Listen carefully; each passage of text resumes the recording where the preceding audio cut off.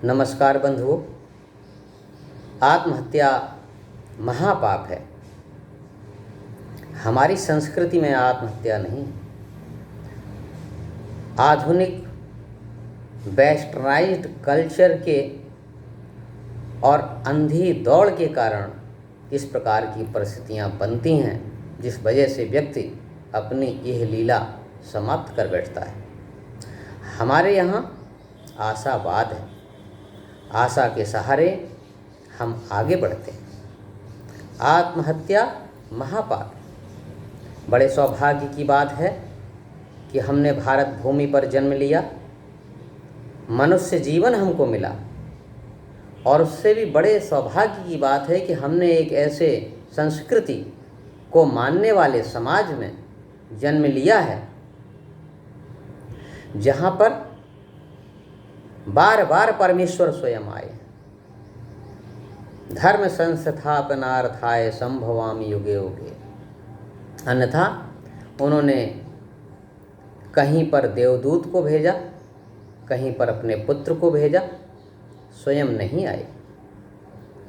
ये वो भूमि है जहाँ पर दुनिया के सभी देशों से सताए हुए लोगों को शरण मिली है, जहाँ पर ऋषियों मुनियों ने जन्म लेकर के अपने चरित्र की शिक्षा के द्वारा विश्व के सभी मानवों को शिक्षित किया है। ऐसे महान देश में जन्म लेकर हम आत्महत्या जैसा पातक कार्य कैसे कर बैठते हैं। 84 लाख योनियों में से एक योनि मानव की है। सभी योनियां भोग योनियां हैं। मनुष्य की योनि ही केवल कर्म योनि है। 84 लाख योनियों के चक्कर लगाते लगाते बड़ी मुश्किल से मनुष्य जीवन मिलता है। जब हमारे पाप और पुण्य दोनों कर्म फल क्षीण हो जाते हैं, बैलेंस कुछ बचता नहीं, तो हमें मनुष्य जीवन प्राप्त होता है। और मनुष्य जीवन इसलिए प्राप्त होता है कि हम परमात्मा के घर जाने की अपनी यात्रा प्रारंभ कर सकें। ईश्वर ने हमें विवेक दे करके अपनी जिम्मेवारी से वो मुक्ति पाली। विवेक का पालन करते हुए हम मनुष्य जीवन में किए हुए कर्मों से या तो ईश्वर की ओर उन्मुख होकर के मोक्ष प्राप्त करें, अन्यथा वासना ग्रस्त हो करके अपनी इंद्रियों के सुख के चक्कर में पड़ करके और फिर से 84 लाख योनियों के जंजाल में फंसने का कार्य प्रारंभ करें। ये हमारे ऊपर है। ऐसे इस दुर्लभ जीवन को नष्ट कर देना, इस कर्म योनि को नष्ट कर देना मूर्खतापूर्ण भी है और पाप भी है, क्योंकि ये जीवन हमें बड़ी कृपा से मिला है। किसी को कष्ट देना हिंसा है। अपने स्वार्थ के लिए दूसरे को मार देना पाप है। लेकिन कायरतापूर्वक संघर्ष का सामना न करते हुए अपने शरीर की ही हत्या कर देना महापाप है। मानव जीवन के 4 पुरुषार्थ कहे गए हैं: धर्म, अर्थ, काम और मोक्ष। आज की इस जीवन की संस्कृति में केवल अर्थ और काम ही बचे हैं। धर्म की कोई चिंता नहीं करता, मोक्ष किसे प्राप्त करना है। बालक के प्रारंभिक जीवन से ही अर्थ केवल अर्थ की ही बातें होती हैं। कैसे ज़्यादा से ज़्यादा कमाया जाए, क्योंकि जिसके पास अधिक पैसा है वही बड़ा व्यक्ति है, वही महान व्यक्ति है। ऐसा सर्वत्र व्याप्त जैसा हो गया है। भले ही बात गलत हो, लेकिन लोगों के जन्म के बाद घुट्टी में ही ये पिलाया गया है कि पैसा ज़्यादा कमाना है, कैसे भी कमाओ। वो आजकल देखने में आता है। बहुत से लोग अपने जीवन के आखिरी समय में आय से ज़्यादा धन प्राप्त होने के कारण अंतिम समय जेल में काटते हैं। पैसा कमाकर अपनी अनंत इच्छाओं की पूर्ति के लिए माता पिता अपने बच्चे को प्रारंभ से ही अंग्रेजी माध्यम के बहुत अधिक खर्च करके शिक्षा देने का प्रयास करते हैं।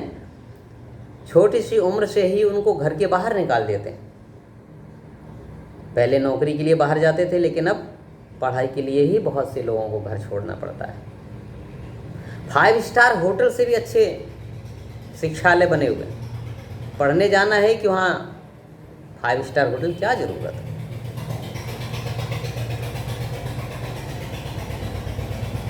इस प्रकार से पढ़ाई के बाद नौकरी प्राप्त कर जाता है। नौकरी प्राप्त होते ही फिर और अच्छी नौकरी के चक्कर में पड़ जाता है। अच्छी नौकरी मिल जाती है तो भी इच्छाएं समाप्त नहीं होती हैं। इच्छाएं तो अनंत हैं। जैसे समुद्र में लहरें होती हैं, वैसे ही मन के समुद्र में इच्छाएं उत्पन्न होती हैं। एक इच्छा के समाप्त होने पर, पूर्ण होने पर, दूसरी इच्छाएं फिर से जन्म ले लेती हैं। इच्छाओं की समाप्ति होती नहीं। पैसा भी खूब आता जाता है, इच्छाएं भी पूरी होती जाती हैं, लेकिन फिर भी इच्छाएं समाप्त नहीं होती। छोटे से जीवन काल से ही व्यक्ति घर परिवार छोड़ देता है, गांव छोड़ देता है, कुटुंब छोड़ देता है, रिश्ते नातेदार छोड़ देते हैं। लाखों लोग शहरों में दलित बस्तियों में रहते हैं। मलिन बस्ती कहना चाहिए, दलित बस्ती गलत शब्द है। मलिन बस्तियों में रहते हैं, छोटी सी जगह पर रहते हैं। ना उनको हवा मिलता है, ना पानी मिलता है, ना पौष्टिक आहार मिलता है। भाग के चले जा रहे हैं शहरों की ओर। माता पिता भी नहीं मिलते। ऐसे लोगों की जब इच्छाएं पूर्ण होते होते, बहुत सी इच्छाएं जब पूर्ण नहीं होती, जब घर के अंदर भी कलह होता है, बीवी बच्चों के साथ भी कलह होता है, तो किसको अपनी बात कहें। उनका एकाकी जीवन उनके बोझ को सहन नहीं कर पाता। उनके पास ऐसा कोई व्यक्ति नहीं होता जिसको वो अपने मन की बात कह सकें। आत्मीजनों से दूर पूर्णतः अप्राकृतिक जीवन यापन करते हैं। समय के बढ़ते बढ़ते, उम्र के बढ़ते बढ़ते शरीर में फिर डेरा पड़ जाता है बीमारियों का।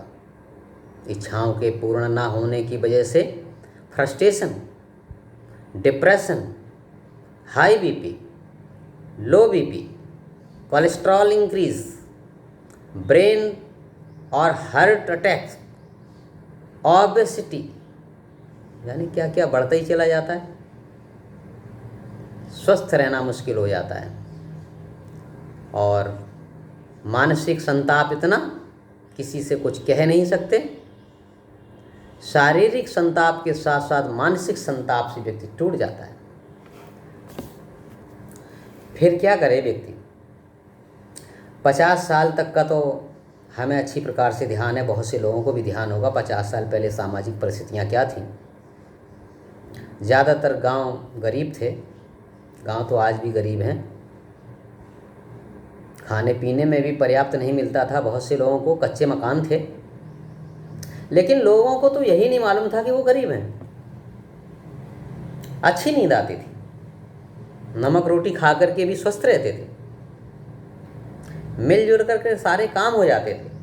तीज त्योहार साथ में मनाते थे, ब्याह शादी भी गांव के लोग एक साथ सारा बोझ उठा लेते थे। मन में प्रसन्नता थी और निश्चिंतता भी थी, किसी को कोई चिंता नहीं थी। इसीलिए सब स्वस्थ और प्रसन्न थे।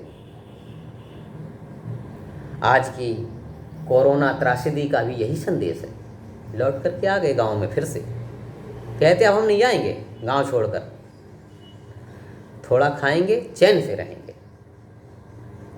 कोरोना त्रासदी का ये संदेश है, भागे भागे मत फिरो। इच्छाएं अनंत हैं, संयमित करो, प्रकृति के साथ खिलवाड़ मत करो। हवा और पानी को जीवन लायक तो रखो। खाद और पेस्टिसाइड की जगह पर ऑर्गेनिक खेती की ओर ध्यान दो, उसी से इम्यूनिटी बढ़ेगी।